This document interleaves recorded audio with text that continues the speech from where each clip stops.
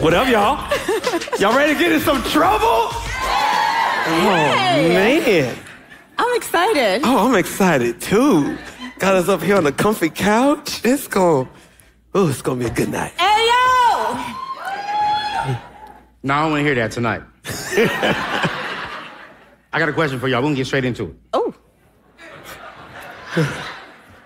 We jumping right in. Jumping right in. So earlier this week, I posted on my Instagram, and it just went crazy. And I just got to get the spiritual authorities' opinions on this. This guy says, until I put a ring on your finger, your financial burden remains entirely your responsibility, not mine. Any help I render is from the good of my heart. It was never and isn't your right, not an obligation for me. Some women think because she looks good, men owe them money. So when I posted this, I ain't saying she a gold digger. Well. So Pastor Zai, when I posted this, 90% of the ladies responded with this. What? Don't expect sex. Don't expect me to cook. Don't expect me to be nice to you. Nice. Dad. Nice. So the question is, talk to the guys on the dating part. Is it the man's responsibility to help her pay bills and have a comfortable lifestyle? Before marriage. Before marriage, while dating. Why are you looking at me like this? Okay. Why are you touching your husband like that? Because he's my husband. The guy, whoever said that, seems like he needs to go to 8 years of therapy. Let me talk about that. But before you go, he just sounds mad. He just sounds angry. That's just my thought. I'd be mad too. Huh? I'd be mad too. If that's what he...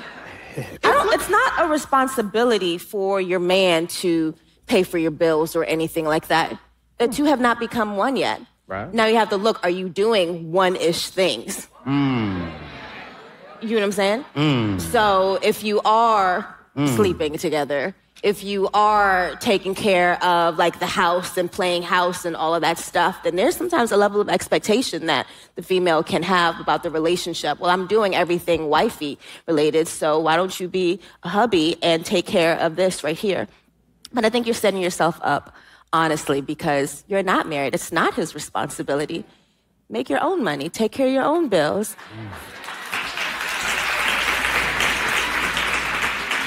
I'm still stuck on the fact that you said he needs therapy. Because if he needs therapy, then 90% of the ladies need therapy too.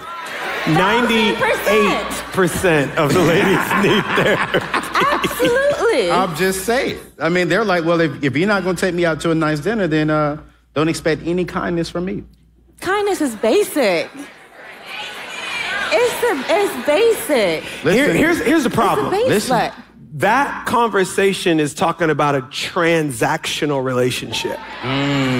Transactional relationships never end in happy marriages. No. So both of them need to go contractual. Yeah. They need to go their separate ways and live their best life. Live their best life. Live without each other. Live without each other. Nah, that ain't. So are you saying? I said what I said. You can reiterate. Oh, Lord Jesus. All right. I got another question. Now, we're going to dive straight on in. Lord Jesus, be with us tonight. Y'all ready for this? I'm not. You said it 2 Sundays ago, Pastor, that, you know, whenever we all come together, we love to talk about sex. Okay. Are you getting nervous? Oh, I'm getting real nervous. Are you blushing? I'm not blushing. I'm just like, I don't know where this answer is about to go. I was taught a very definite, like, clear definition of sex. Sex is missionary between men and women. Lord, you said missionary? Lord.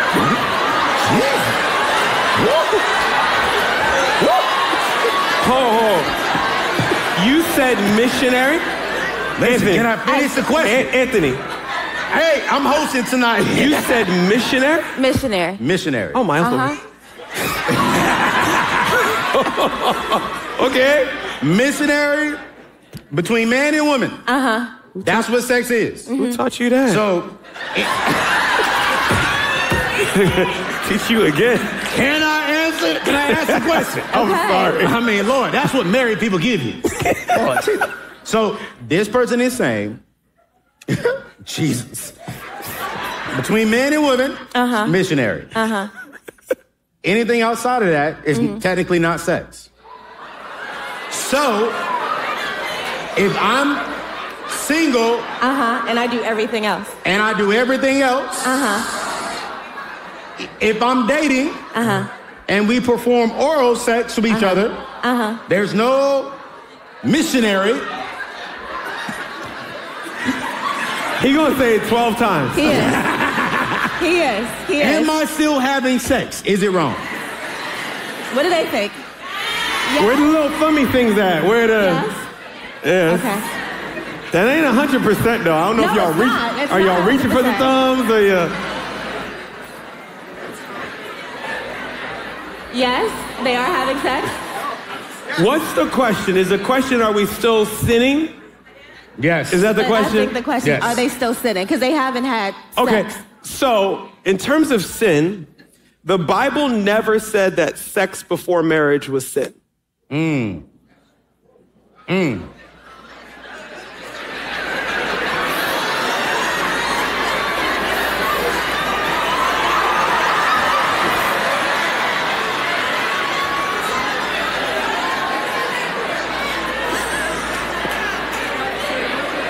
I mean,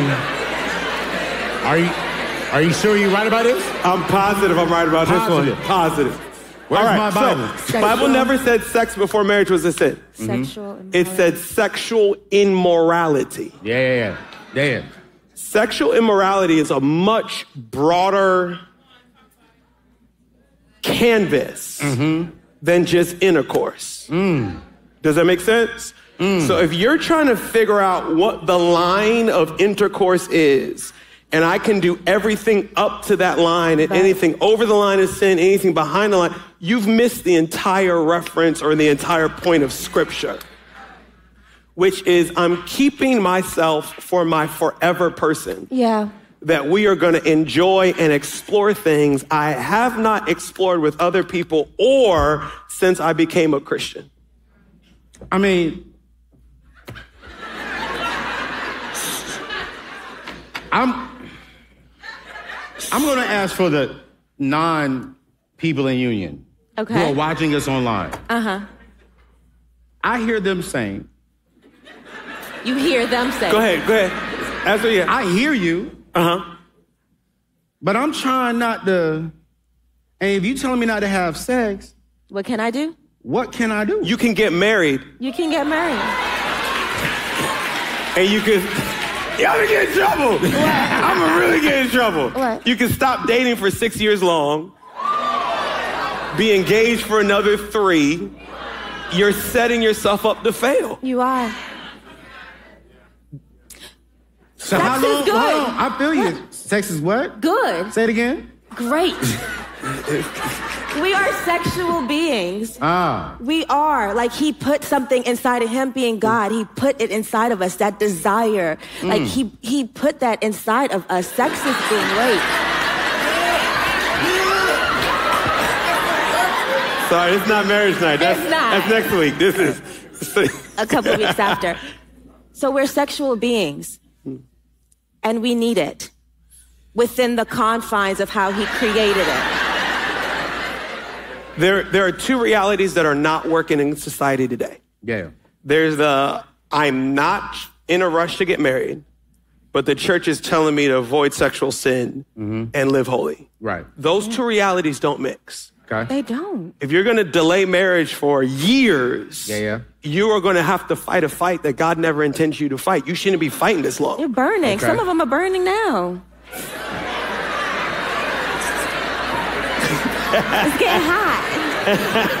Ow.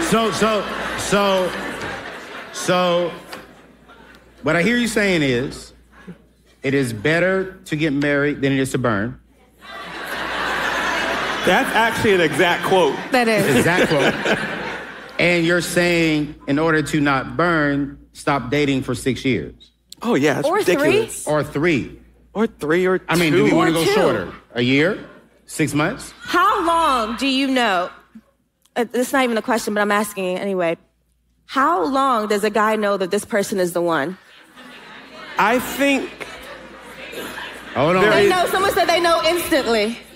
Nah. 3 days? Nah, that's 3 cap. days. That's a guy cap. said 3 days. That's cap.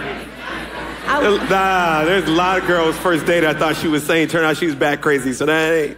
They were. No. There's definitely too short. What's too short? Oof. 6 months. Okay, I'm liking this right now. Like you need to see him at least spring and summer. You might not quite get the fall, but let's see some flowers bloom. Okay. Let's see you go through a winter season. Shouldn't be less than 6 months. Here's the thing, though. The older you get, the more you know who you are. Right. And the more you know who you are, the more you know what you're looking for and what you're not looking for. Yeah. Okay. So the older you get, the faster you know this ain't it, this is it, or whatever it may be. Right. So if you're 21, you may date for 2 years because you don't really know what I want my career to be or kind of what my future is or my calling or whatever it may be. It should not be longer than 2 years, no matter how old you are. But if you're 35, 45, after 6 months, you may be like, I know who I am. I know what I'm looking for. This is what I'm looking for. Like, let's do it. And it's not bad to tell your person or for them to know. Know what? Like, after 6 months, I need to know what this is. Yeah. I'm hearing. Are you talking about after 6 months, I need to know, are we going to get married? Yeah, are we progressing towards, because some people, some guys, and even some females, some women, they don't want to get married, or they are thinking, okay, someone said I need to be completely debt-free before I get married, or I need to hit this in my career, or I need to do this, that, and the other, and that's putting me for another 2 years before marriage. And I think you need to share that information. I think you need to know if this is heading towards marriage probably by week 3. I'm not Week 3. Week 3. Week 3. Week 3. And hold on. I think we are getting caught up with semantics. Okay. And here's what I mean. Yes, sir. If I'm dating somebody for 3 weeks, we're dating to see if we're supposed to get married. I'm not saying I'm marrying you. Thank you. How am I going to know that in 3 weeks? Thank you. Yes. So, sir. but the only reason we're dating is to determine if we're going to spend the rest of our life with. First of all. Second of all, I don't think it's fair, and I'm not going to say females do this or males do this, but after 6 months to say, so are you going to marry me or not? You may know after 6 months, but the person you're dating may not know, and I don't think it's fair to pressure them to be at your same pace. Now, not 2 years, but if you know after 6 months and it takes them 8 months, 9 months, don't start with me.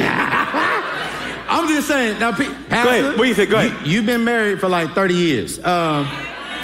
Go ahead. I'm feeling the brother's spirit right now.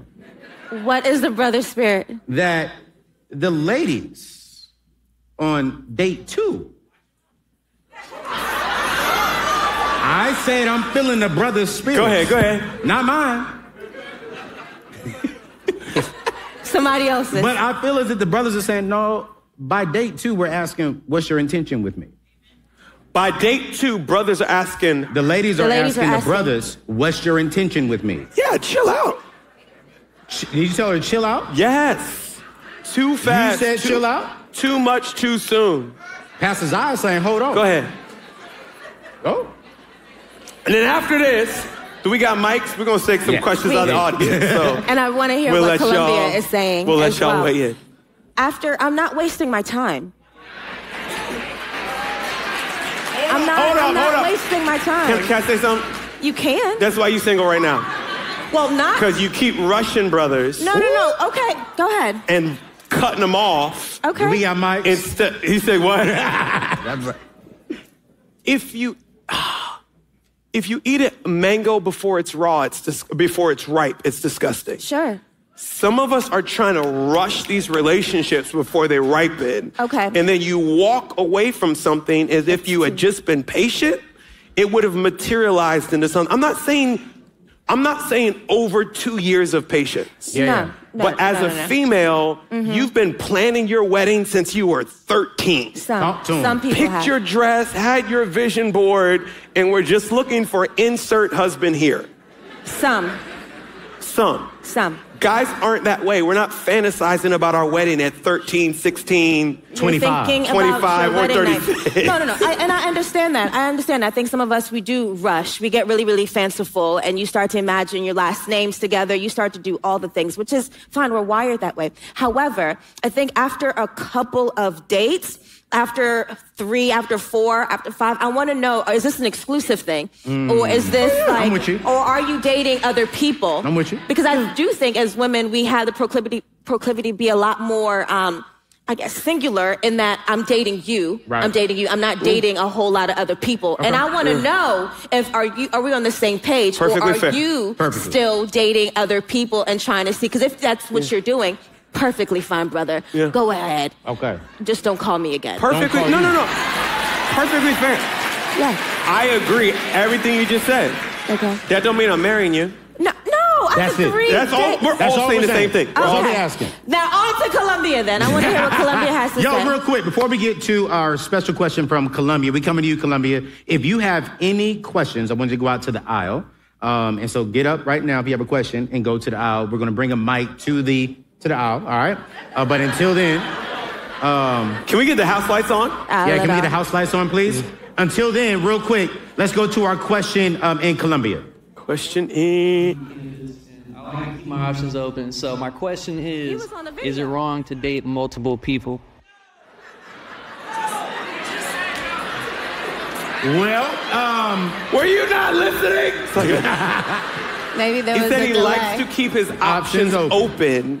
Is it wrong to date multiple people? When we were talking, were you dating multiple people? Say again? When we were talking, were you dating multiple people? Absolutely not. I'm a real man.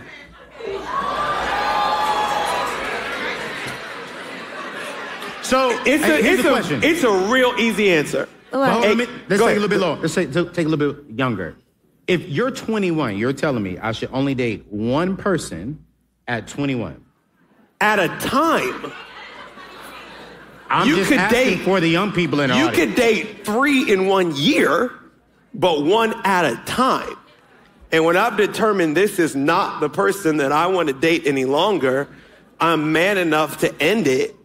And if I move on in 2 weeks, it is what it is, but And I think it's perfectly fine. If I go on a coffee date with you, I can go on a coffee date with someone else too. It's fine. I'm just getting to know you. I'm just trying to see if this is something, if we're gelling, if we're good. I think in the beginning, and Coffee I think date.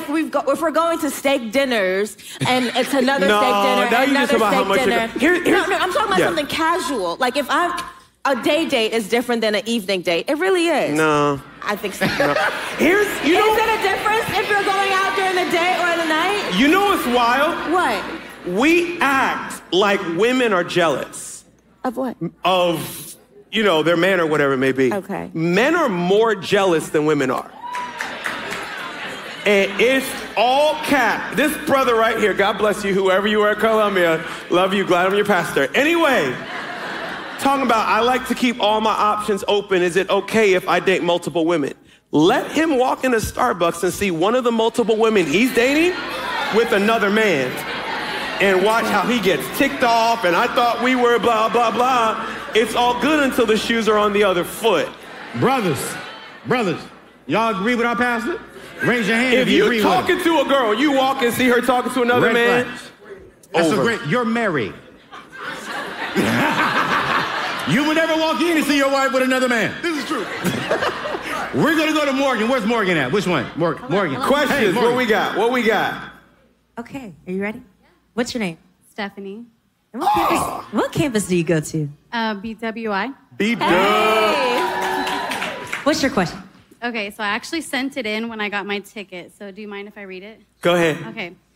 Should I have to settle or lower my preferences of what I want? And she finished the question. What she asking y'all? I mean, Lord Jesus. Don't finish. You don't got to settle. Finish the question. Don't lower nothing. Darling, go ahead. Go ahead. Should I have to settle or lower my preferences of what I want in my husband, like heights, look, kids or no kids, like smoking or no smoking? Those are like miniature things. If I'm believing God for my dream guy because I've become a dream girl. Hold on. That's a great question. Hold on. Wait, I have context. Because, I was about to say, give us context to that question. Because for myself, I've been abstinent for 10 years.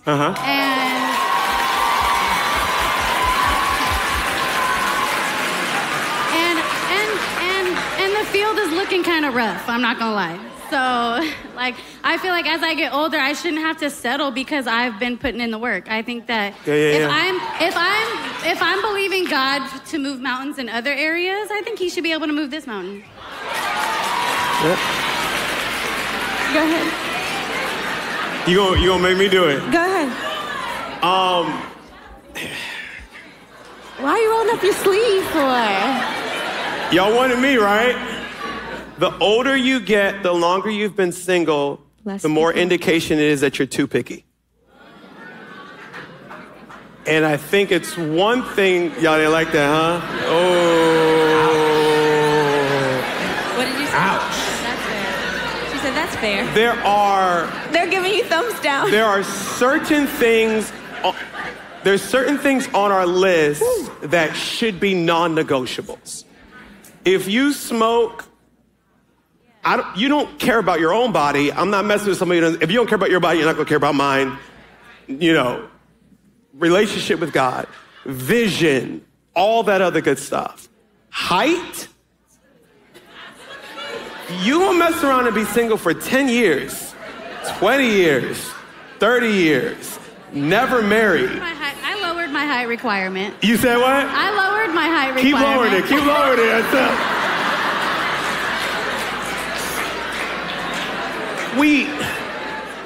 We have this deal where we're like, God can move a mountain. Yeah. But when you read the Bible, He didn't move every mountain. Ooh. Some of them, He made them march around it and keep going. I ain't moving that mountain. So we don't get to tell God how to answer our prayers.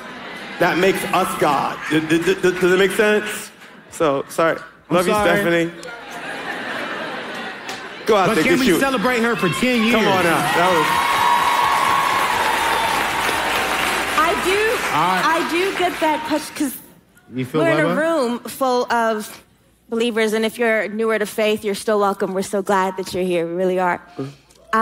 There is this, I don't want to settle, like I'm settling, or God, do you have more? Like, how do you manage that tension if you're like, I feel like he's a good guy, and it's just, I'm not as desperately attracted to him, but everything else he checks off. But God, are you going to give me the desires of my heart? I'm getting 34, I'm getting 37, I'm getting 42, and I just don't know if I settle here or do I continue to wait? So how do you manage that tension? That's a great question. Don't raise your hand, but just think about this concept. How many people freshman year in college went in to be a doctor? Our chief of staff. And y'all still raise your hands. And sophomore year realized this ain't for me. Right. You realize the vision I thought I had, I've matured, and I've realized that's not really what I want anymore. Yeah. Now, you still got your degree and went after a phenomenal career. Yeah. But it wasn't necessarily the one you went in for. Right. And I think there's certain things that we have for our future and our picture that is fantasy. It's not what God had for us. It's not bad. It's just not what God had for us. And the more you mature, the more you let those things drop off your life. Yeah. But there's certain things that this is not fantasy. This is the vision that God has for me. Cool. Fantasy is I won't date him unless he makes $200,000 plus. Make sense? Vision is if he's broke now and will be broke forever, that's not an option. I'm not settling for that.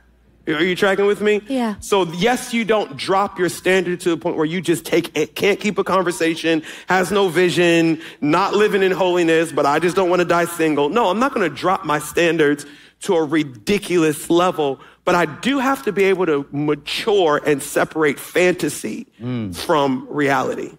So good. You know, I'm sorry, one more thing. One more. Attraction is not fantasy, that's reality. If you are not attracted to that person, run for your life. Do not ever marry someone you are not attracted to. That's for a the recipe love of for God. adultery. Yes. Sheesh. Lord Jesus. Joel, where you at? Was that strong enough? Joel. That is strong. Joel on the stage. Joel, you got a question? Do you have a mic? Yeah, there you go. How you doing? Joel McGill from Flowers Campus. Come on now. Are you single? How y'all doing? Yes, I mean, yes, Jesus. I am. You are single. Yes. Hold yes. on. How old Okay. are you? How old you is? How You old look are at you? least How old 30. I is? 30-something. Say again? 30-something. 30-something? Yeah. You ain't no woman. How old are you? 35? Yeah. You're 35. What do you do for a living? Working software. Working software. Work software. Yeah. In the tall are you? DMV, that means he paid. Like you. You're a short king. I like that. You got good credit? You got good credit? My credit's good. Okay, I'll just check. Okay, ask the question. I'm messing with you. I'm so glad it's good. That would have What's been your awkward question? if it wasn't. All right. So the question is, when dating long distance, is there an issue with sleeping over if you are not having sex? Also add in this economy and trying to save money. Understood. He said he's trying to save money. Trying to save money. You know. I'm just going to help you out so I Economical. don't mess with the rest of your night. That's a question they had you read. That's not your question, though, right? No, it's not my question. That's that not ain't his question. Some of y'all like, I ain't messing with him. No, he's still available. Go. That ain't him. I mean, he did say he's trying to save money, and I like that. Long distance. I flew 4 hours to see you. You gonna make me get a hotel? And spending $200 on a night? Yeah. Absolutely, I'm worth it. Why are you doing it? And our future is worth it. Why are you doing it? Why? Why? Now, here's the thing. I think relationships are already complicated. It's already hard if you're attracted to the person and you can see them, right? If you're attracted to them, really attracted to them, and you don't get to see them all the time, boy, when you see them, I miss you. You know, you haven't seen them in a while. You're going to be affectionate. And I think for a lot of us, when it comes to relationships, when it comes to boundaries, when it comes to accountability and all of that, a lot of us, I think we trust ourselves more than we ought to. Like, and we set ourselves up for like the best days. Like, I'm always going to be, straight and sober. I'm always going to be this, that, and the other. No, you're not always going to be like that. You may have had a bad day one day, maybe a bad conversation with work or something like that. You may have just been tired and you see him. He flew 4 hours to see you and you're like, dang, he's so cute. And he's thinking, dang. And there's nothing there to stop you. It's really easy for you to slip. It's just easy because we're sexual beings. So I think we should set our lives up for worst case scenarios as opposed to best case scenarios, because best case scenarios, they don't always happen. But I think you both have to be on the same page. Yeah. So what if we're watching a movie and I accidentally fall asleep on the couch and I wake up at 3 o'clock in the morning. Do I need to go to the hotel? It's about to be 6 o'clock. Yeah, you need to, and you should have had a plan before you got there. You should have had a plan. Yeah. You know what? I think one of the issues with this sex before marriage thing is we don't understand the consequences of sin. We don't. So when I think about sin, I'm like, okay, it messes up my relationship with God. Not really. He loves me no matter what. Mm-hmm. I'm still committed to him. I'm going to church and all that kind of stuff. Well, it messes up our relationship. Well, actually, no, we are closer than we've ever been. We love each other and all that. Mm-hmm. What we don't realize about sin is while God still loves you and he does forgive you, every time you sin, it cuts off access to something that you would have had before. You get kicked out of the Garden of Eden. So if you thought every time I sleep with someone I'm not married to, God is not going to give me the $25,000 promotion at work that he had for me. Or he's not going to open this door. I'm not going to have that influence. I'm not going to have that favor. Or what he had for me, he realized he can't trust. It's like you have a 16-year-old, they borrow your car. And you say, be back at 11, and they come back at 1 a.m. Had no idea you were going to buy them their own car. But because they can't follow basic rules, you're like, okay, well, what I had for you, I can no longer trust you with.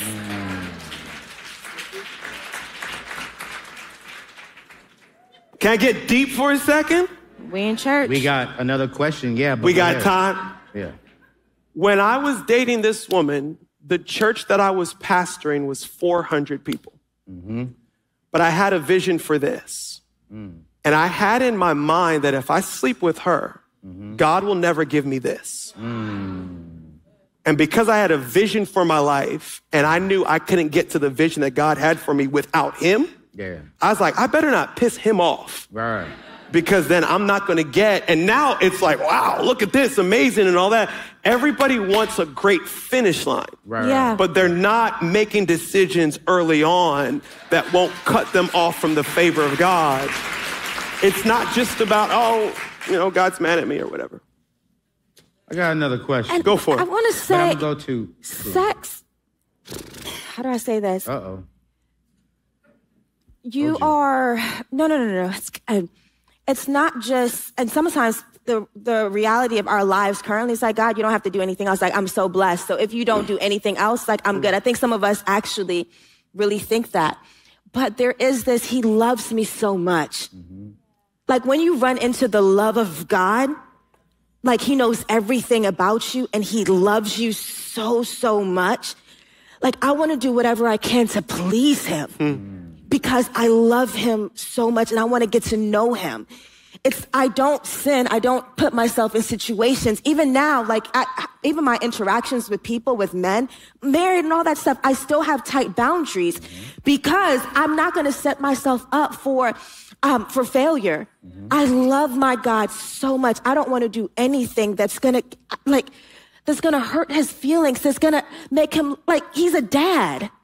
Does that make sense? So it's that love for him that keeps me in the straight and narrow. I think sometimes it's not even about blessings. Like, how much do you love God? How much do you love him? And if you love him, then you will obey his commands. I'm going to ask this question. It's somewhat of a pushback, but it's a clarifying question. Go ahead. Go for it. Married people talk to single people about abstaining so easy when y'all are not abstaining. Say again? So, we're not abstaining. Tell single people to abstain when y'all are not abstaining, which we understand. The problem that we have as single people, and I'm just going to speak very real, is we hear the spiritual side. Abstain. Go pray. Go read your Bible. Which I've never said. That doesn't work. I never said that. Go work out. Yeah. Let's be real, right? You know what I'm saying? So what would you say practically we should be doing as single men and as single women who are trying to abstain, and we can get up and say, Shaba, Ebo, Ika, Baba. And it don't do nothing to this flesh. What should I be doing to practice what I really want to be doing? Great question. You want to answer? I don't know if, Anthony, I love you. I was asking on behalf of the coaches. I love the men of our church. It's so great. And I love the women of our church. We really... I was about to say, because some of these sisters, they ain't really... Nah, they ain't abstaining I think either. you should marry. Go ahead. Huh? I think you should marry. Say what? She said get married. I think you should marry. Yeah. I just asked how to abstain. Yeah. I ain't asked Not nothing you. about... No. I think men should get married. Now, I know Yeah. it might be a little bit difficult for women and stuff, but I do think a lot of us women, we put a lot more attention on our career. We put a lot more attention in other things than focus on marriage and getting ourselves ready. We're not built. We're sexual beings. We're not built to be this contained and this tied up. Like, you're going to lose your ever-loving mind. You are. But so the thought is to position yourself for marriage because you're sexual beings. Now, Zach, we understand that, but I'm asking. Hold on. Back up. I'm asking. Okay. Till we get there. Yeah. What do we do in between? Can I answer? Accountability. Please. And I'm not all gonna, of that stuff. I'm not going to give you a long one. You're the financial guy. I'm sure you hear a million times from people in debt. You can't tell me because you haven't been in debt in years. Mm-hmm. It's ignorant. Stupid. And so single folks saying, oh, you're married, you can't tell us. We've only been married 10 years. I'm 37 years old. Right. I spent 26 years abstaining, got married a virgin. I didn't know that, really? I did. Come on, y'all. Come on, Pastor. Come on up. Let's go. So it's not... So you really do be practicing what you preaching? I actually do practice what I preach. Silly. It's not what should you do, it's what did I do. Ooh, I like that. Makes sense? A couple things I did. Yeah. I avoided women that I knew were easy. Oh. Wait a minute. You can tell within 5 minutes of being with a woman if she's down for whatever. And if I could sense that she's one of those down with whatever time, I knew she wasn't wife material. So I'm not going to keep her around. We're not going to be friends. If you try and be in shape, but you keep cookies in the house, you going to eat them cookies. If you're trying to abstain, but you keep people in your circle that don't have the same values, you going to eat. That is so good. You going to eat them cookies. Teaching good. And you can take that how you like it. We're going to edit that out. So what you're saying practically is... Watch your circle. Make sure the circle of people you keep around, you have the same values you have. Okay. I remember I once with my mentor, I said, dude, I'm dying out here. I'm working 80-hour weeks. Yeah. He said, yeah, do that. It's hard to get somebody pregnant when you're always at work. Keep yourself busy. You don't got a wife and kid to worry about. Build a phenomenal career. Build some wealth. Put your hands to something. And then the last thing I did is I never trusted myself. I knew given the right circumstances, I would act on my feelings, not on my faith. That's so good. So I'm just not going to be alone with a woman in her apartment. I'm not going to be alone with a woman, whatever, in certain environment that I know, given the right environment, I'm going to respond to my flesh, not to my faith. I love it. We're going to go to Columbia. I think we got a question. Columbia. From Columbia. Hey, everybody. It's Erica from the Columbia campus. Hey. My question is, how soon should I wait to date after divorce? Oh, that's a great question.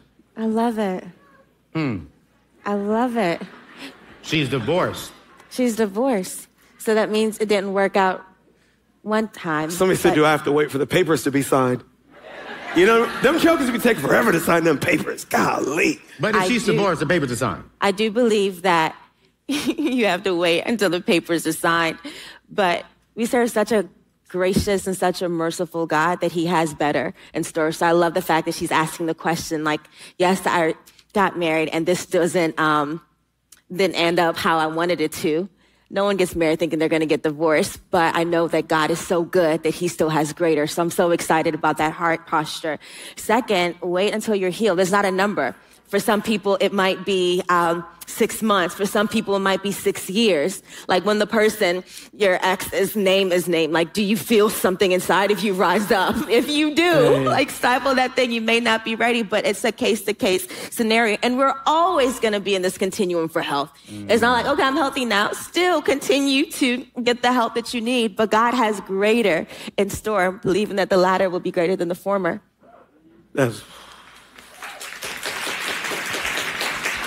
Agree 100%. I'll add 10 seconds. Okay. Divorced or just a devastating breakup, they're almost the same. Don't make your future pay for your past. That's good. So however long it takes for you to get over your past, so the next person doesn't have to pay the penalty. Clean slate. Yes. I love it. We have rapid questions. Yes. When it gets Rivers. Hello, friend. What's your name? Hi, I'm Savannah. All right, first of all, Hey, Savannah, where you from? Let him hold the mic. Yeah, yo, you getting a little... She's like, yeah. First of all, Anthony, I love your book, Debt-Free Degree. I also have a debt-free degree. I'm saving to pay up for physician assistant school in cash, and I have an 800 credit score. So you want to call? You better shoot your shot. Yeah! You want to bring up what's this? Hold on. Hey, Morgan. Hold on. Hey, Morgan. We offered them a good gift card, but it sounds like they didn't take it. So we've got a date night gift card available. I'm just saying. Savannah, we'll connect after, huh? Wow. You can turn red. Wow. My actual question is, I'm really glad you're here. You know, I take finances very seriously. So let's say someone isn't. When is that going to be a breaking point? Because I'm not going to marry you if we're not going to handle our finances. Like, no. Pastor? You take the answer. Take it. Pastor.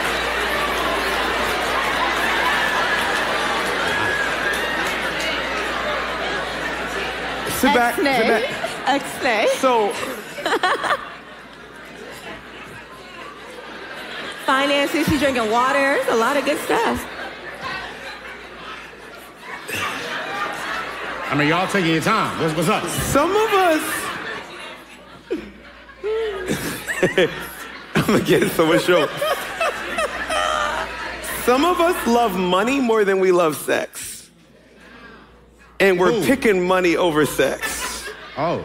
And that sounds like a really bad pick to me. When do I cut it off? When this person is exhibiting money management habits that is going to tank our future family. Destructive. We are going to get foreclosed on. We're going to be destitute. Does that make sense? But some people are like, oh, they have debt. I'm not dating them. You're going to be single till you die. Or, you know what I mean? What? They don't live on a budget right now. They can learn. And what you'll often find is in a couple, you have, the opposites attract.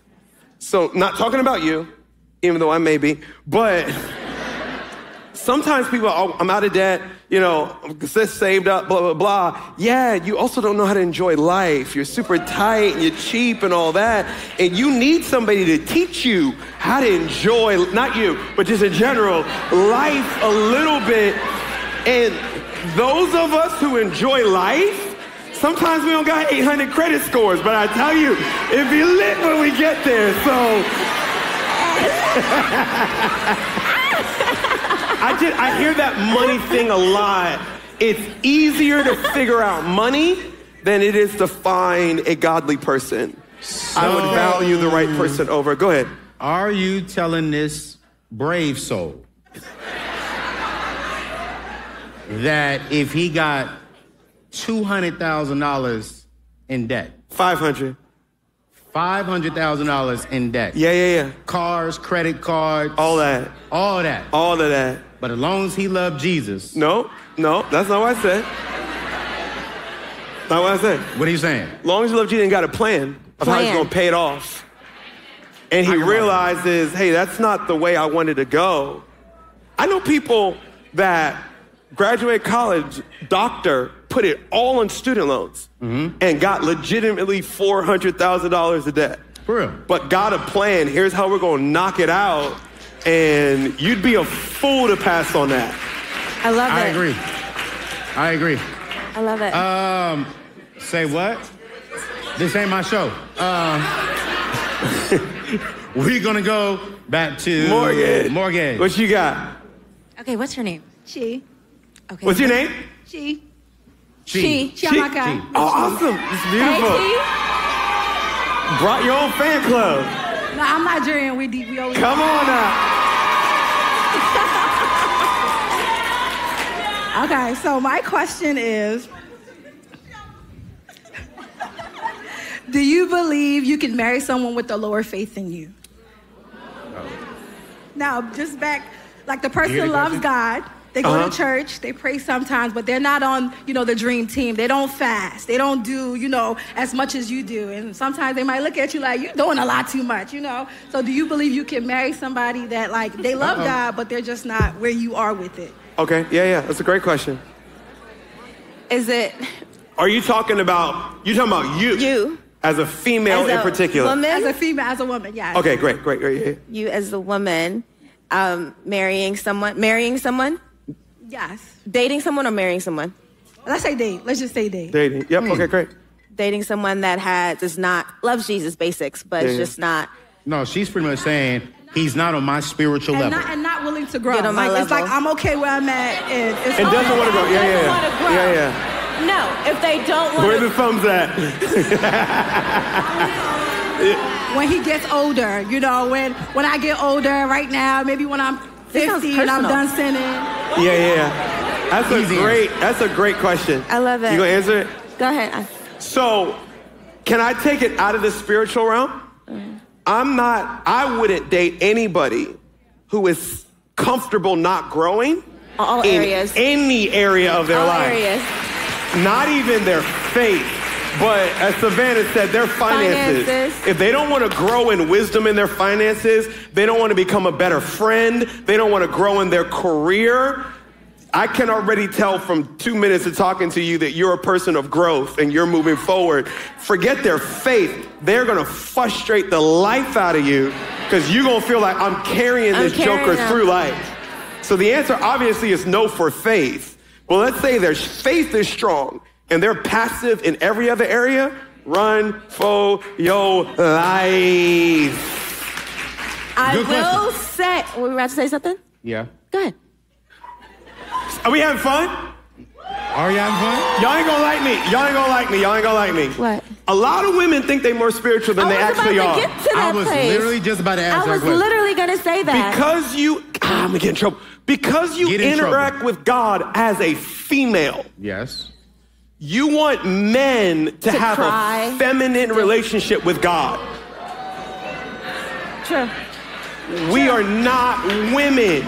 No. We are not gonna sop and weep at the feet of our Savior. Every single day, no. Because I want to call this out. Go ahead. As a man, I was like, dang. So if I don't serve the way that you serve, does that mean I'm lower than you spiritually? Yes. And that's what she said. But he doesn't do this, he doesn't do that. But what if I serve my God a different way that may not look like your way? Does it mean I'm below you? Yeah.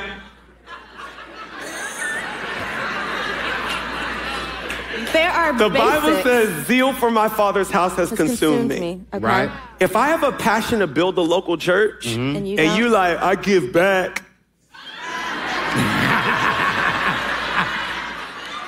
You are below me spiritually. It is what it is. Ain't nothing about giving back in the Bible. However, I will say that there are some situations, let's say you've been saved for 7, 8, 10 years, and then you meet someone that is really newer in their faith. Some women, they would say there's not even an option. Like they just got saved 6 months ago, or they just got saved 2 years ago, and I've been walking with Jesus for such a long time. And I think there's error there. I think that there's error. Now, how fast are they running after Jesus? Mm-hmm. Yeah. Like, how fast are they running? Are they engaged in groups? Are they looking for spiritual authority, trying to just be around other people? Are they listening to messages? Are they reading their Bibles? Like, are they doing things? It may not be fasting for 40 days to hear a word from God, but are they taking steps forward? Because if they are, I think that's a contender. I think some of us is just like, no, I just want someone to be a pastor. No, not... Your boo's not going to be a pastor all the time. But they can still be a good boo. What's wrong with pastors? Who said that? What the problem is? So I got... Give her a mic. What the problem is? Don't do her like that. Go ahead. So I have a question. Yeah. In that lane. Oh, Jesus. Because the question is I. This is definitely not me. Let's clarify. The question is, he just recently got saved. Hold on a minute. He just recently got saved. In the past, he had same-sex encounters. Hold on,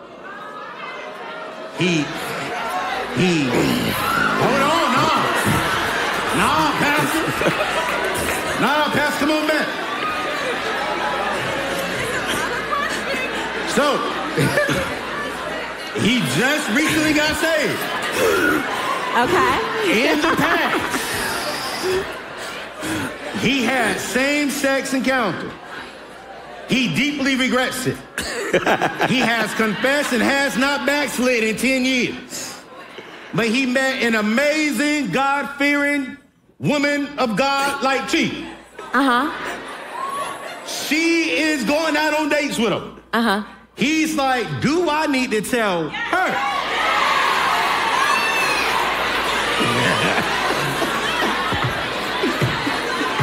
Hold on. Do I need to tell her about my sins in the past when it's not an issue anymore? Absolutely. I'm seeing some brothers in the back saying, nah. Yes or no? Absolutely. Say again? Is she wrong for not wanting to date him? Absolutely not.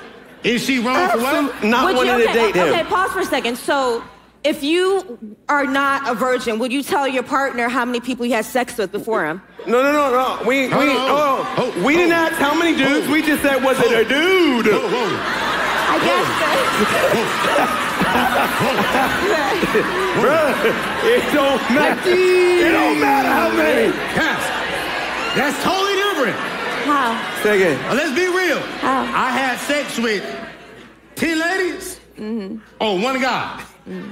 That's the problem. Okay. So, do he need to tell? A lot of these questions, the answer is really simple when you know how the Bible says, do unto others as you have them doing to you. If you run that way. When you put it in the fact of, okay, my sister is dating that guy. Do I want that guy to be honest with my sister? Absolutely. I mean, I'm sorry. Would I... The answer is yes. The answer is not on the first date, second date, or last date. It probably should be coming up in... Before they propose? Counseling. Whether you may propose, but premarital counseling. Hold on. Yeah. Go ahead. Wait. Come. I got you. Single people, I got you. Single people. Calm down. Pastor. Go ahead.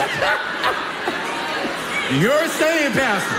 On a fifth date? I'm supposed to date this man for 6 months before he tell me?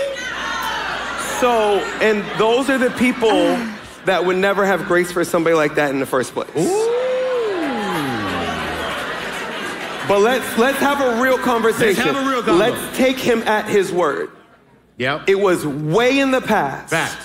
I've been delivered. I'm living holy. It's not an issue anymore. There is someone that will love that man, build a great life with that man, have an amazing future with that man, and there's nothing wrong with that whatsoever. And all these graceless people, I don't want them knowing my business anyway. But you know what? It must come up before we walk down the aisle. But it does not need to come up in the first 6 months, 8 months, 9 months. Really. That's why it's my church. Brothers. Because guess what? What's what? She ain't telling me all the abortions she had before we... Let's talk.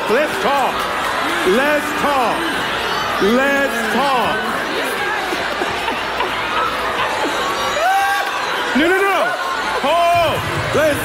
Now y'all get me on that grace tip.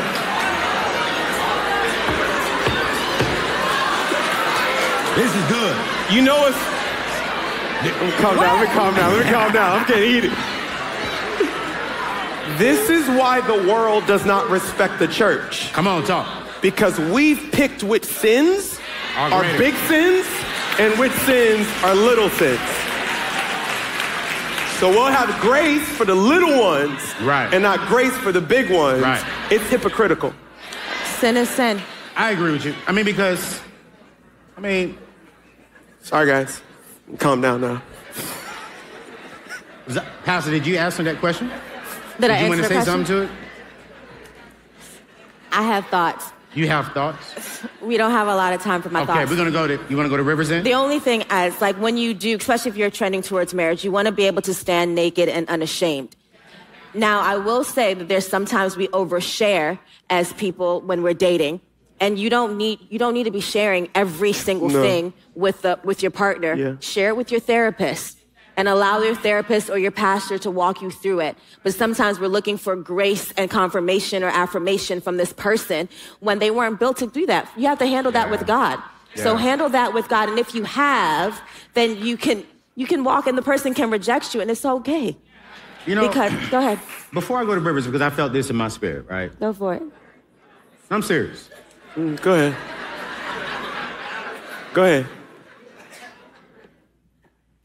And I think this is me being vulnerable. I hear you, and I hear you, right? Can you give us some guidance? Because I think all of us in this room who are single, there are some things in the past that we're not proud of. But we want to have that open and naked marriage with our spouse. How do we do that in a way to where, how do we know when is the right time to share that information? And how do we share that information? Because if I'm going to be open and naked, I got to do that before marriage.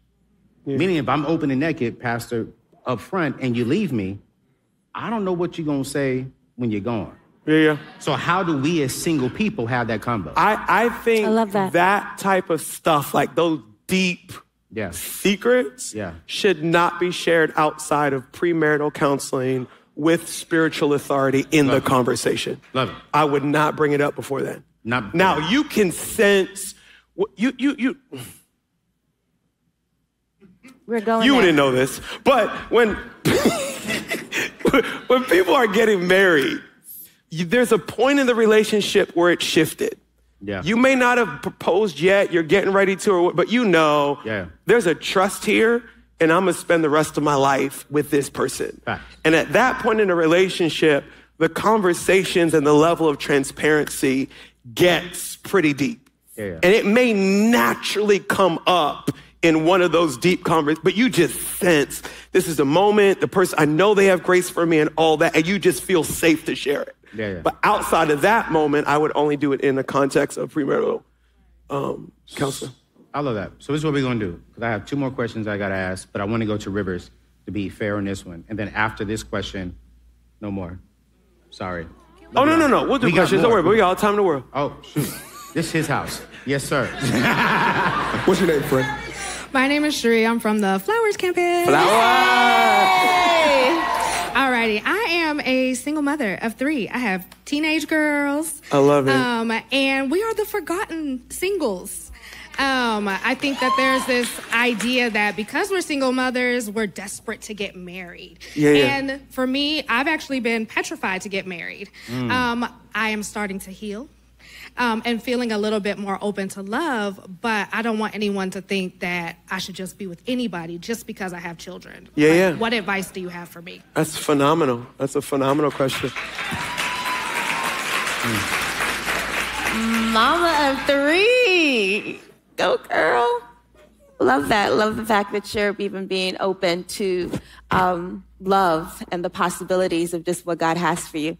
I say it oftentimes, but God does have greater for you. He knows the desires of your heart, and be open to what he has. But I believe, you said it earlier, it seemed harsh, but not.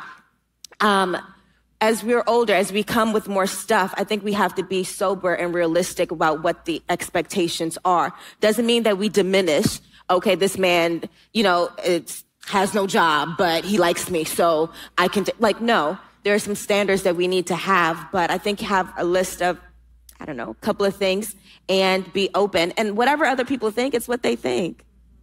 It's what they think. People have an opinion about every doggone thing, and they're going to say, if you pick right, if you pick wrong, doesn't matter. They're going to have something to say. But as you go on this level of health, and I believe you're going to attract someone that's on that level of health, and that's going to take you forward. You want to add anything to it? Love it. Couple of things. I'm going to address everybody and then come back to that. Union Church hasn't forgotten about any singles. Right. And I do want to clarify this. Singles night is not our attempt to get you guys booed up. I knew the ratio of men to women would be off, and this is not a great environment to meet your forever person. It's too much pressure and all that. So we've got connect groups all year long that are particularly for singles of all 20s, 30s, 40s, 50s, divorcees, whatever it may be, so that you can meet people throughout the year. So we got y'all back. Say something real encouraging, and this something that might be a little bit hard. I'm proud of you. I'm cheering you on. God has a great future for you. And whoever's telling you that you need to settle, it ain't your pastor. So tell those people, shut up. God has a great future and a great spouse for me. And he really does. Two thoughts. One is, as you step back into the dating world, be very careful not to introduce who you're dating to your children until it's getting pretty serious. Because what you do not want is a father figure stepping in and out of their life, and now they're going through the trauma of mommy's breaking up over and over and over. So be that mother hen and be very protective of their hearts. Here's the thing that's a little bit hard to hear. Sometimes single parents will find companionship in their children.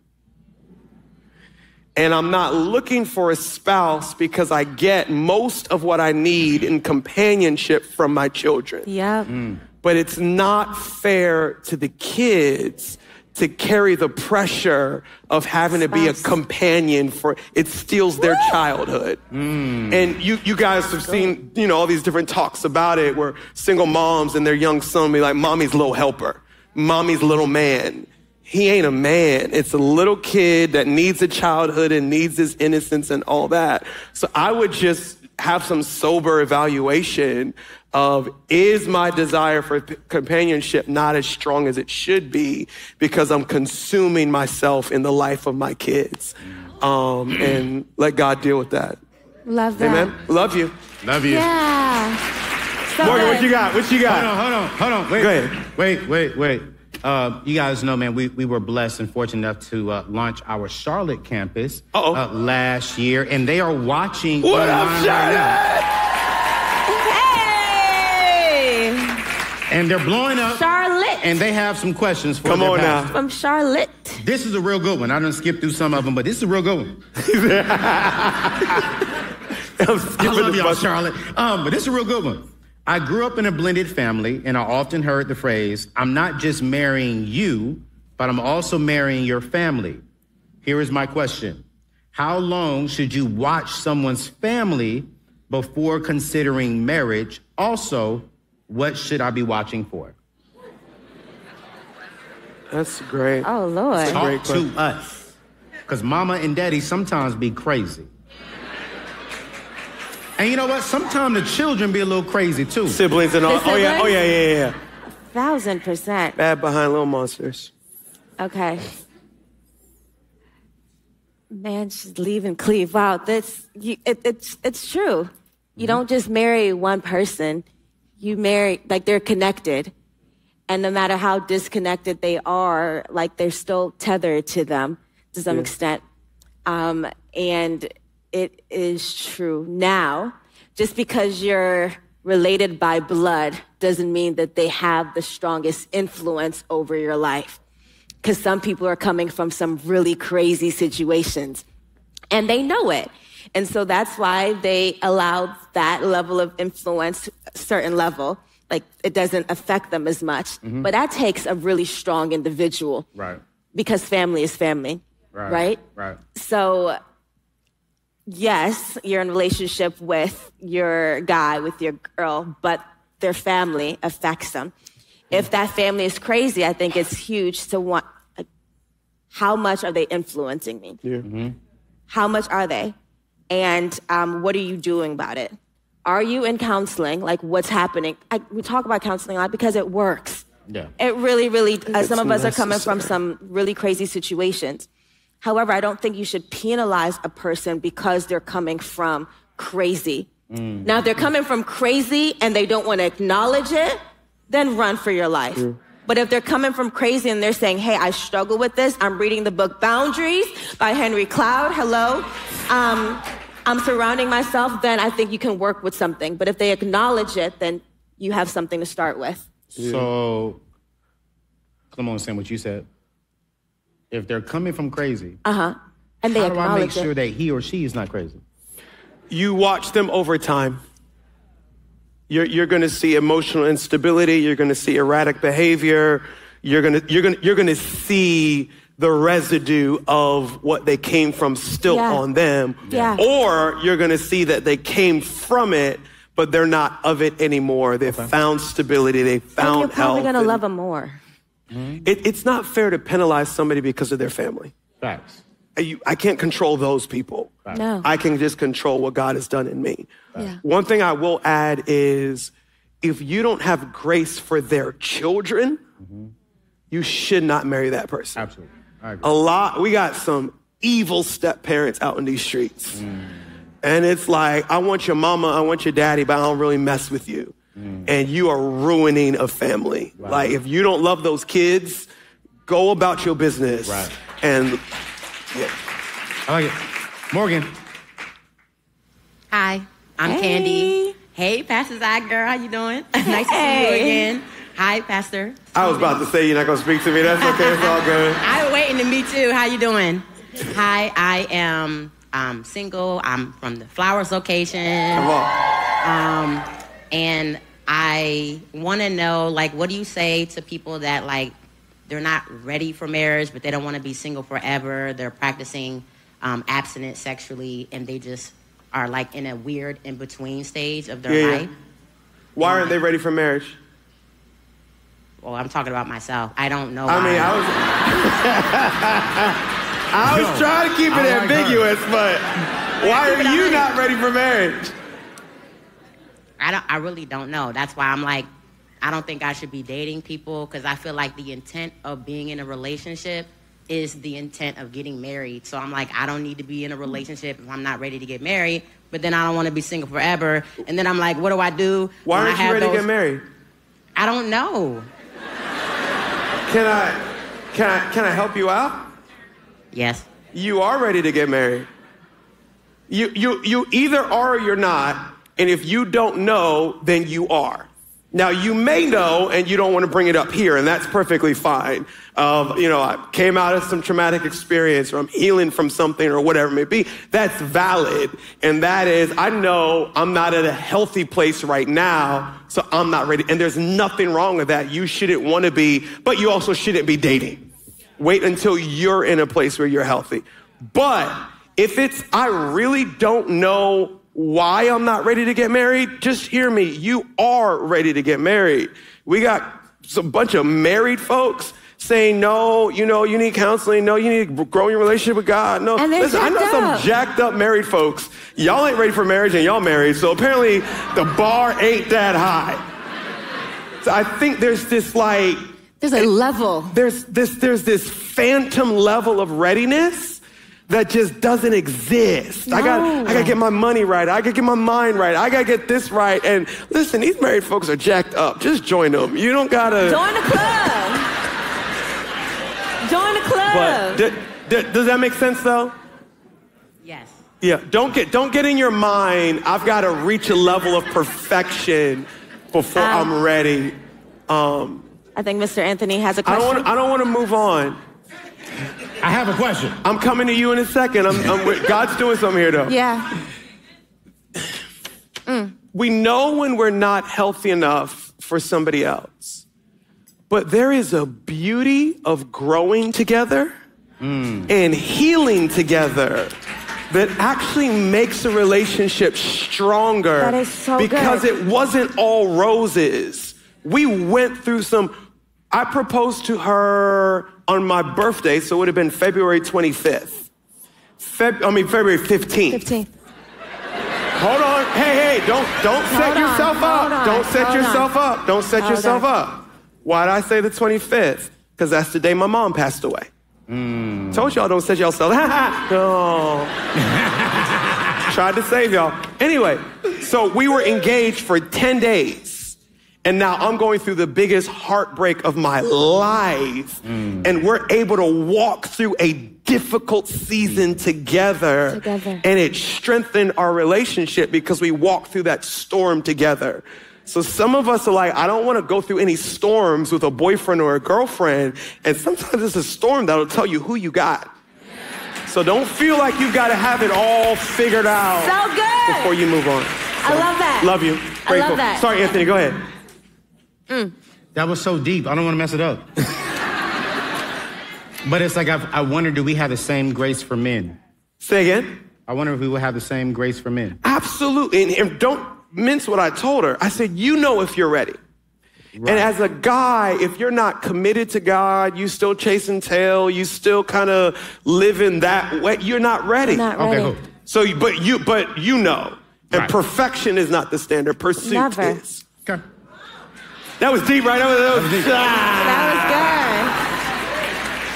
was good. I want a guy's perspective. A guy's question. Oh. Question. It's actually hilarious because I have We're going to knock out these question. last 7. We're going to be done there. Yep, go ahead. Hi, my name is Kim. I serve at Columbia. Hey. What up, Columbia? You heard me. So I'm of the college of mine that does not believe in declaring myself in a relationship before I have known someone thoroughly, at least enough to call them a friend. Okay, how long does thorough take? What?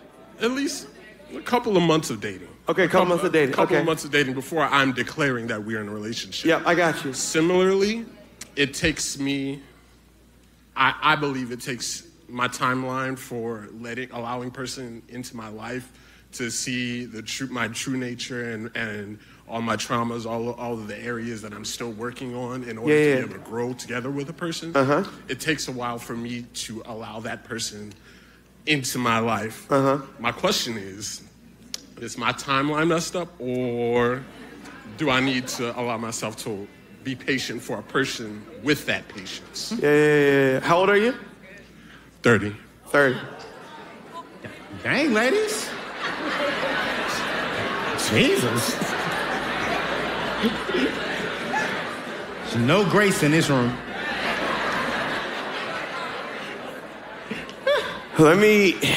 You want to say something? When I was younger, I used to have this really dumb, mysterious thing about myself. I love poetry, and I spoke in rhyme, and my name was Ty, like just. That's good poetry. I dated a guy named Cy. It was so stupid. You didn't tell me about Cy. Who's Cy?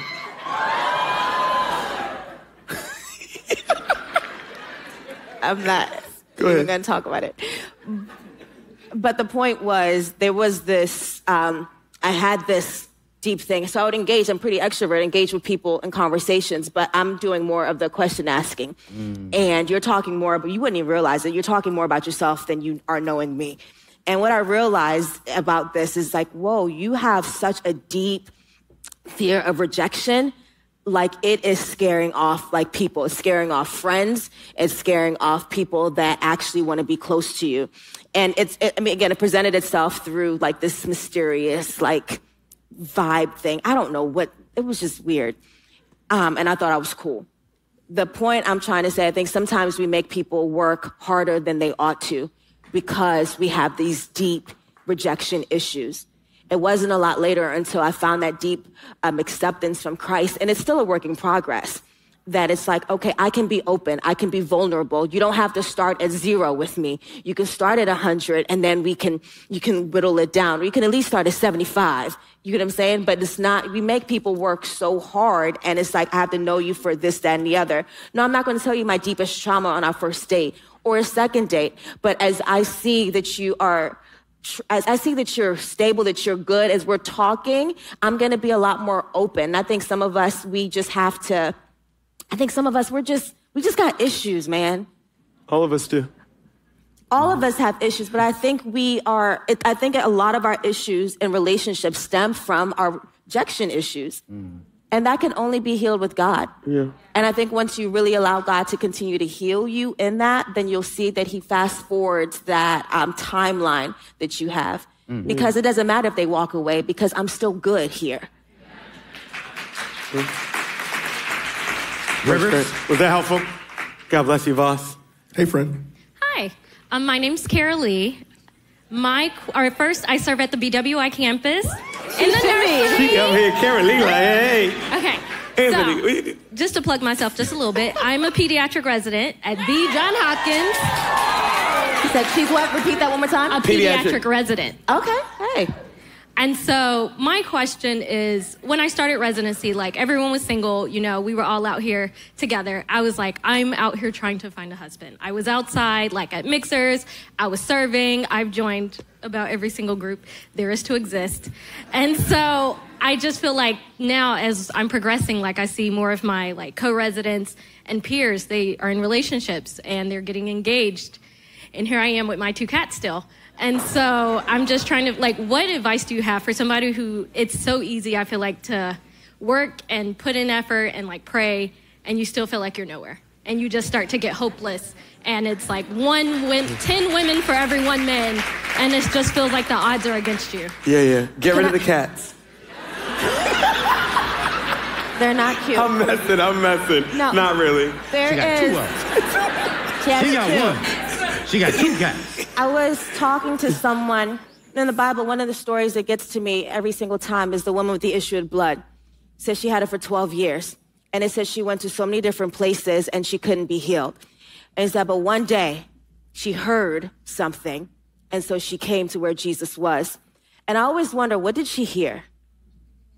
Like after year and year and year, you're talking over a decade of being disappointed, like going to all these different places, all these different mixtures or situations and being just rejected, being just let down, being disappointed. What did she hear that made her want to step out again?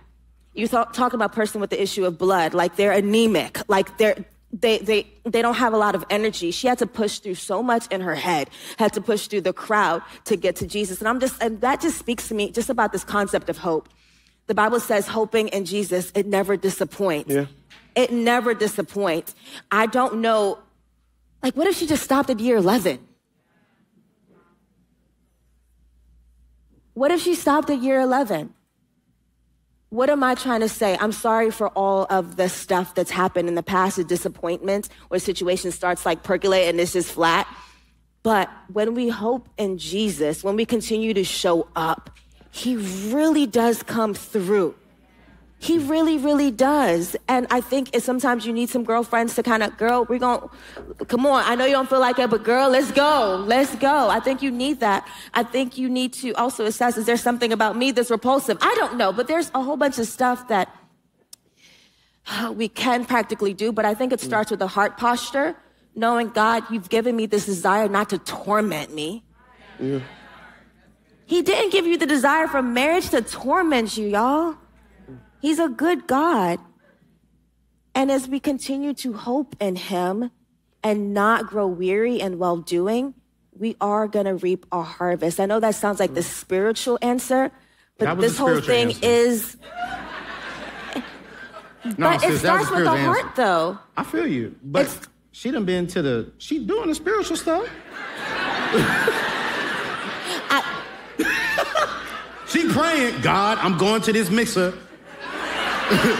God was nobody there. It was nothing but ladies. What should she be doing? You're not asking what she should be doing. You're asking, how do you keep hope? Is that what you're asking? Yeah. She need both.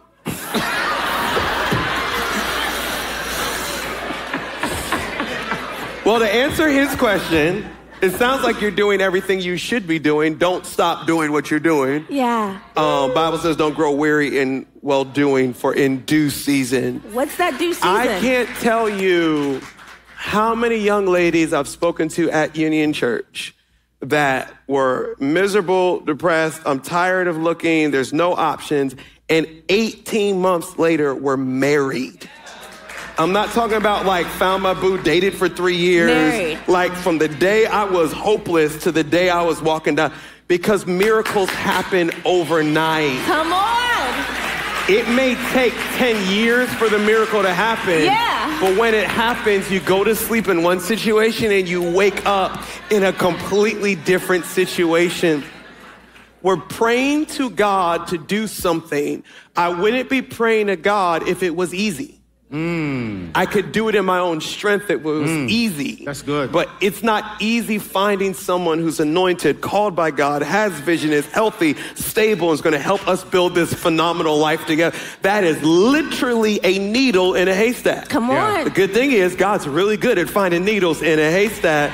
So I've got to work my faith. Know that he is not like man. He cannot lie. If he said he's going to do it, he's going to do it.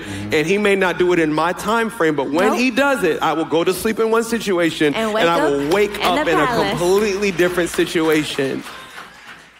Is that good for you? You sure? Is there something else that she should be doing? No, this is your show. Hold on, this is what I'm gonna do. Because I want to get a brother, because we need some more single brothers. Go ahead. Yep. You know what I'm saying? All the ladies is coming up here. Okay, you look good. Brother, you single? Hold on. Hold up, he gotta get the mic right. Get the mic right. You got any money? Yeah. We doing it. So my name is Nathaniel Thorne. I've been a part of Union since 2019. I've been an audio engineer. I can't tell you a campus because I've worked at every campus. Let's go. Grateful for you. My question is, in a space of, we talked about family, but in a space, do you get to make your choice of your lover or your partner?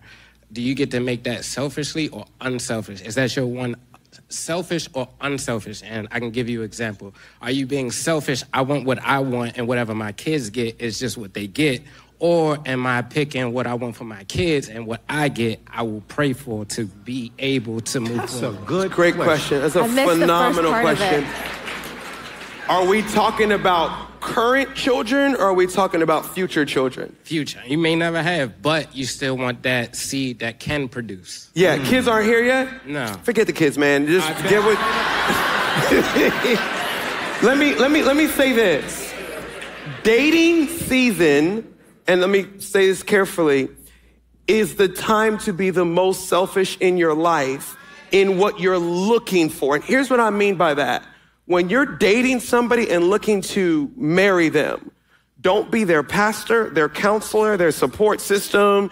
Don't take any responsibility of getting them to a healthy place. You are just picking, do I want to spend the rest of my life with you or not? And if you don't, there is nothing wrong with that. Now, you do want to think, do I want my daughter to end up like this woman?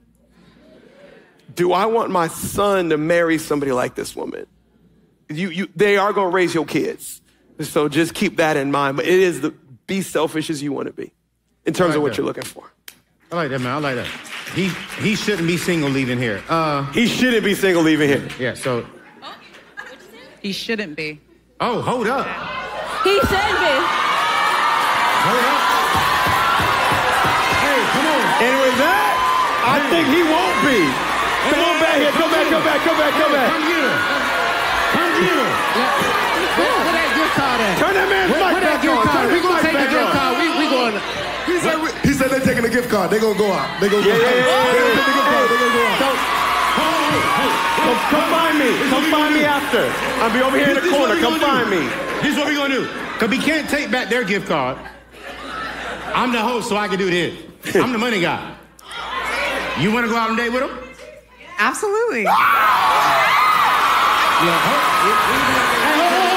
Listen. We gonna be all right.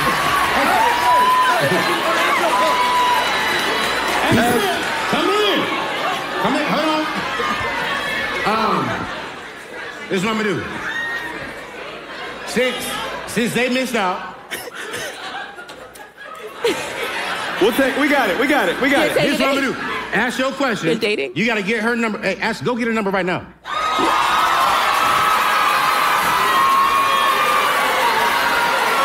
Yo, phone out though. Phone out though.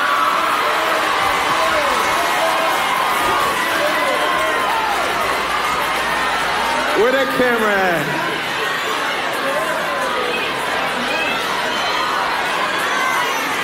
Hey, hold on. This is what I'm gonna do.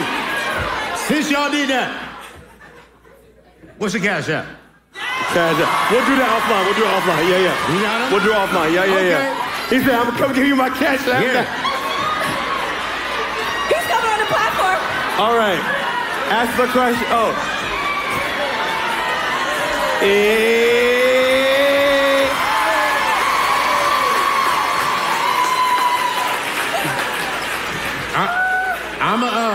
I'ma sow my seed into this, because if y'all get married, I want my seed to come back to me.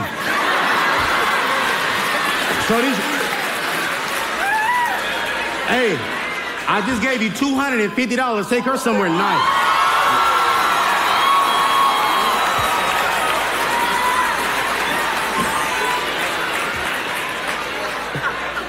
Are you taking a picture? I like this guy. That man, he just found his wife. All right. It's gonna show up. Get off my station. Oh, no, hold up. We got it. We'll figure it out after. Let's do it after. Don't call me out, bro. Hold up. Oh. Oh, that's y'all. She said that's y'all's. Cool. Ours. Okay. We'll figure it out. Okay. What's your question? Why you on stage? Thank you. Yes, ma'am. Yes, by ma'am. By the way, that's my cousin. Don't break her heart. I'll kill you.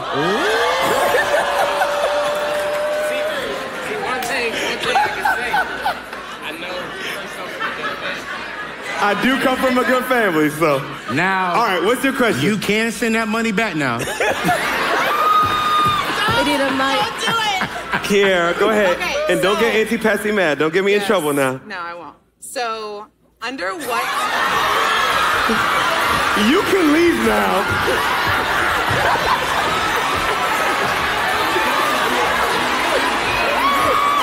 This man just hanging around. I like this guy. I love it. Because I think that this is like very prevalent in Go this ahead. day and age. So, under what circumstances, if any, is it a good idea to try restarting a relationship with an ex, like spinning the block? What key issues should be discussed or reflect on before deciding to spin the block? Yeah. You can. So For the Saints, I cleaned it up. the simple answer is there is no one answer fits all. It depends on the situation. Why did you guys break up? What was their circumstance and all that other good stuff? If it was character issues, vision issues, people don't change much. Whatever you didn't like 2 years ago, it's still gonna be there. Yeah. So don't roll back for that. Yeah. Does that make sense? Yeah, but there are absolutely people who dated, broke up, and got back together, ended up married and having beautiful marriages. So it's not a one size fits all. I will say also, no, hold on. But you could have dated when you were both unbelievers. Thank you. Or one person was an unbeliever. Yes, so ma'am. you interacted with me, but that wasn't the real me and the old has gone and the new is here now. So I think for sometimes People get a bad rap. It's like, I know, and you take ownership of it. I apologize. I'm sincerely sorry, but I am a new creation, and I'm walking this thing out. And if that's the case, a lot of times that's the biggest difference in a person, What's and they can't change. What's the world population? It's 8.7 billion. There are a lot of people. You ain't got to go back to old ones. There's a lot. Well, we already know she ain't going back. Yeah. We know that. We know that. All right, last 3 and we done. What you got, Rivers? 2 and 2. What's your name, bro? Yeah. Oh, you tall. He got a beard. Yeah, I'm like, oh, okay. Hey. My name is Aubrey, and I go to UBC. Aubrey at UBC. So my question is, what are the biblical reasons, I guess, that can make someone say that they are not looking for marriage or interested in dating at this point in their lives? Like, what is the biblical reason to justify that? Of not wanting to get married. I mean, like, there's a lot of singles who are saying, like, including myself, like, I'm focusing on myself, like, I'm healing, right? Like, I'm going through that spiritual healing, trying to, like, deny my flesh and all those different things. Yeah. But I'm saying, like, what are the biblical reasons to justify me not, like, dating and looking for a wife right now? Yeah. No, I think there's a difference between not right now and not ever. And I think you, and there is a level of, I'm not healed enough to be able to care for somebody else in my life. Yeah. There's a level of, I haven't been walking with God long enough to be able to trust my walk to have to worry about mine and somebody. So all of that is real, and you would know that for yourself. Tracking? I will say, if it's longer than 12 months, cap. Whatever you gotta fix, you got 12 months to fix it and then get on with living. Are you saying after 12 months they're just lying? Yeah. Yeah, if you are wounded for longer than 12 months, you ain't really trying to get healed. I'm not saying you're gonna be perfectly whole. You're hiding behind whatever trauma you went through or whatever else it may be. So you got 12 months. Your face is clock ticking. Talking right now. Because a lot of men do that. What, hide? Do what? Hide? Yeah. Oh, yeah, for sure. Women do too, though. Wow. Y'all be jacked up. No, it's true. And there are so many different reasons why y'all say, I'm not ready for marriage. And a lot of it is just fear. Yeah. A lot of it is just fear. The parents' marriage, it didn't work out well. Every other marriage that I've known has not worked out well. So I'm going to go to something that I can count on, which is my career. I'm going to go to something that I can count on, maybe my kids and stuff like that. It's heavy, but it's real. And the Bible says that perfect love, it casts out all fear. I love what you said. There is no number that you're supposed to hit. Okay, now I'm healed. If Jesus is your Lord, and if he really is leading you, then you can, I love what you said, you can grow with another person. Yeah. You really can. But a lot of us, we just say, I'm not ready. No, you're afraid. Not you, hypothetically. Not you. But start saying, I don't want to get married because I'm afraid. Go ahead. So on to that, what do you do when you have that fear? How do you take that fear to God? How does that look like? So, good question. Great question. The answer is somewhat in the question, take it to God, get around godly people and all that. But what a lot of people don't realize is everybody faces fear. All the time. Some people just let it stop them. So and good. other people move forward regardless. So if there is fear, acknowledge the fear and keep putting one foot in front of the other and keep moving forward. Anybody who says they don't experience fear is lying. They're lying. Just don't let fear paralyze you. Good question, man. I love that. Hey, Last two, go for it. Hi, my name is Amber, and I am in production at BWI. Speak a little bit louder so we can hear you. Can you hear me now? Yes, yeah. Okay. I'm in production at BWI. Hey. And I have a little bit of what Stephanie had and the young lady that talked about. I have been divorced for 10 years and abstinent for 10 years. And I have 2 children who are also in production. And I know that going through divorce and some of the things that I've been going through, I felt that no man would ever want me. And, in my prayers, the Lord said, you have me. So I took that and I said, okay, I guess he coming. And I've had people say to me, because I have a male child, you don't need a husband. What do you want to get married again for? Just get him a mentor. I don't want a mentor. I want a man. When I tell you... I don't want a mentor. I want a man. I like it. People be giving the dumbest advice ever. That's crazy. Whoever said that? Go ahead. And dating apps do not work for me, okay? And so I know the Lord is going to bless me and my children. But I'm frustrated. Yeah. And I'm trying to, what's your advice? Yeah. Couple of things. I'm all over the place. Dating apps have not worked for you yet. Stop telling God how to do his miracle. And we cut off avenues for God to move, and then when we're mad when he doesn't move. Does it make sense? So the audience has some strong feelings about dating apps. They do. And So did you just y'all gonna get me in trouble. Dating apps haven't worked yet. Church ain't worked yet. The park ain't worked yet. Actually, nothing's worked in the last 10 years. But one of them things are going to work because God's going to move in one way. You get what I'm saying? You've really answered your own question, because in your question, you've already said, this is the advice they gave me, but I know that's not the advice that I have. And this is your desire. He gives you the desires of your heart.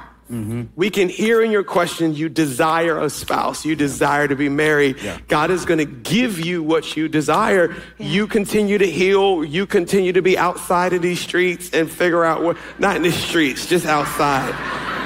Be outside, yes. You know, the thought that came to my mind when you said, I've been through so much, no man will want me. Instantly, the thought that came to my mind is there's some man out here saying the same thing about what he's been through. That I've been through so much, no woman's gonna want me. Not realizing the Bible says that God made a helper that was perfectly suitable for Adam. So good. There is somebody that God made that is perfectly suitable for you. That gave me chills. And God is going, come on, you better shout, you better tracking with me? Love you. God bless you. One more question. Last one. No pressure. Hello. Go ahead. Hello. Representing Flowers in the building. Flowers is in the building. Alrighty. So my question is, a few singles nights ago, you challenged all of How many have you been to? Well, 2 of them I wasn't single, but this one I am. Oh, what happened? Okay, I'm joking. I'm being messy. Go ahead. Singles nights happen. That's why I broke up with him. Oh, I love it. My question is, a few singles nights ago, you all challenged our married friends to create environments to help single people meet. Yeah. But when I asked them, they're like, yeah, I got my 1 in 18, so. I got my 1 what? 1 in 18. Yeah. The ratio, yeah.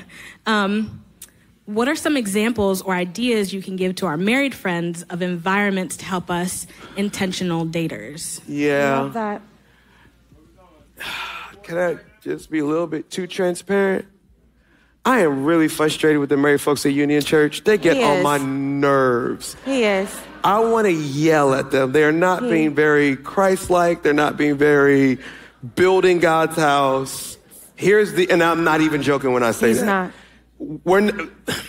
Since you'll put me here, God's called us to be a family. Yeah. A community. We should be looking out for each other. Not, I got mine, so I'm good, and you get what I'm saying? You're saying what advice should you give them? What environment? Super Bowl party. What environment Super can Bowl they party. create for us? Yeah. Super Bowl party, Grammy party, third Sunday of the month party, It's a Nice Friday party, I like the barbecue party, Memorial Day, July 4th, Labor Day, Feasel Day, Groundhog Day. Any other days we need? All the days.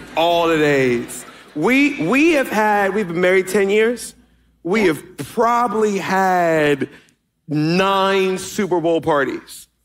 where at that party we were trying to hook somebody up. And it worked. And some of them worked. Last year, where are they? Where's Jules? Doesn't matter. Uh-oh. Yeah, one of them engaged. Where I was like, I got this single person here. We got, get me a guy. It's not multiple guys. Like, we're always matchmaking. Yeah. And that's what campus pastors should be doing, associate pastors should be doing, connect group leaders should be doing, your Christian friends should be doing. If your married friends are not worried about your future, get you some new married friends, because they suck. So, love you. I was talking to some of the guys here at the church, and some of the men in this church, and I'm one of them. Go ahead. We do not want to date a woman in this church. Mm-hmm. And here's why. Because if it doesn't work out, every single woman will know it didn't work out. Yep. Because she was that close to saying it didn't work out because of here. Mm-hmm. And I was like, I hope the brother ain't here. Yeah. I hope he is. You hope he is? Yeah. So how? So, go ahead. You went here. Let's go there. Yeah. Me, you talk about this on the golf course. All the time. I told Pastor Stephen I ain't never dating no one that. And that's why you're still single. But I'm wealthy. Anyways, anyway. Go ahead. How do we? The problem is not men don't want to date. Yeah. They're fearful of, respectfully saying this is what men say. I'm not attacking a woman. Yep. We're fearful of the mouth of the woman if it doesn't work. Yes, and guess what? Fear produces will always keep you from what God has for you. Always. I don't care what they have to say about me. And I promise you, those women that are talking 10 years from now, 10 years into your marriage, you won't remember them. You won't be thinking about them. You could care less. They're inconsequential. People always talk about what they can't have. It just is what it is. Move on and live your life. But you said you didn't want to date anyone in the church. Yeah, I did. I was wrong, and it didn't work out. Yeah. Where'd I find my wife? In the church. With 400 people. Yeah. Not 11,000. Which means it's less likely to get out. Even better, if you date holy, you can stand 10 toes down and say it doesn't matter. You and I didn't work out. But most guys don't have that intention of dating holy. That's why they don't want to mess with the church. Even within the church. Because they don't want the girl to go tell everybody else in the church that they a freak, and that's really what happened. You know, all night we've been attacking these brothers like it's all the brothers. No, it's not. The women are freaks too. I'm not about to say you got some undercover spiritual. Let me give one last thing, and then we gonna drop this mic and we'll be out. Yes, sir. Drop it like Just because they go to church doesn't mean that they're an option. Ooh. Because the church is full of people that are in different seasons of their journey and of love it. God, health, and some of these people, you're interrupting them when God ain't done with them yet. That's good, brother. So I want people who aren't Christians here. I want ratchet people here. I want mature people here. I want ratchet people? I want ratchet people. Come on! It's better to be here than be out in the streets. I want you here, but you're on a journey, and where you are on your journey, just don't include nobody else in that journey. You ain't ready yet. I love it. So like some girls are like, oh, if he's in the church, I could date him. Not necessarily. Like, do your research. I love it. Yeah. I do too. Zah, you want to say something before we close out? About men scared of dating people in union? Final thought is just, it sounds dumb or silly. Keep hope alive. Yeah. That's good. Like, I'm so sorry for all the images. I'm so sorry for all the examples that you've had of failed relationships. I'm sorry for the trauma in the past and all that. But God is a redeemer. He's a healer, and he is such a good God. And so keep the hope alive. I hope being here tonight just built up your faith a little bit. I hope it shapes some of your thinking, because the culture, world's way of doing things is just off. And that's why it produces the results it's produced. But here at Union, we are so for marriages. We're for healthy singles. And keep that hope alive. It does not disappoint. And God, who knows? I know he has the best for you still. Okay. Love it. I'm not going to add anything onto that. There are, I think, close to 100 different singles connect groups at Union Church.